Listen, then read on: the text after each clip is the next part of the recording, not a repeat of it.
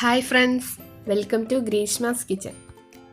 ഇന്ന് നമുക്ക് നേന്ത്രക്കായ കൊണ്ട് പുളിശ്ശേരി, എരുപുളി അല്ലെങ്കിൽ കാളൻ എന്നൊക്കെ പറയുന്ന റെസിപ്പി എങ്ങനെയാണ് ഉണ്ടാക്കുന്നതെന്ന് നോക്കാം. അപ്പം ഞാൻ 2 നേന്ത്രക്കായാണ് എടുത്തിരിക്കുന്നത്.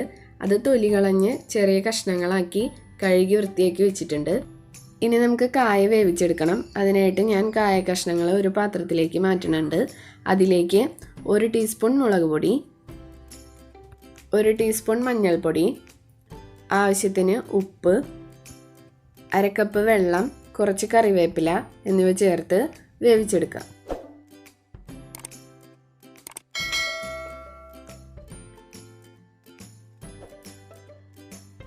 ഇപ്പം കായ നന്നായിട്ട് വെന്ത് വന്നിട്ടുണ്ട്. ഇതിലേക്ക് 1/4 കപ്പ് മോര് ചേർത്ത് കൊടുക്കാം. മോരില്ലെങ്കിൽ തൈര് ചേർത്ത് കൊടുത്താലും മതി. ഇനി അരപ്പിനായിട്ട് 1/4 കപ്പ് നാളികേരം വേണം. അതിലേക്ക് 1 ടീസ്പൂൺ ജീരകം, 1 പച്ചമുളക്, 1/2 ടീസ്പൂൺ കുരുമുളക് പൊടി എന്നിവ ചേർത്ത് നല്ലതായിട്ട് അരച്ചെടുക്കുക. ഇപ്പം മോര് ചേർത്തിട്ട് നന്നായിട്ട് തിളച്ച് വന്നിട്ടുണ്ട്. ഇനി ഇതിലേക്ക് നാളികേരം അരച്ചത് ചേർത്ത് തിളപ്പിക്കാം.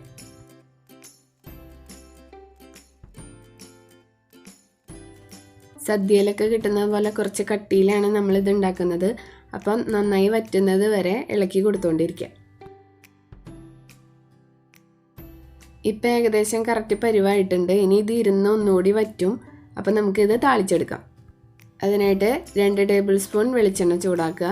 അതിലേക്ക് 1/4 ടീസ്പൂൺ ഉലുവ, 1 ടീസ്പൂൺ കടുക്, 1 വറ്റൽമുളക് എന്നിവ ചേർത്ത് പൊട്ടിക്കുക.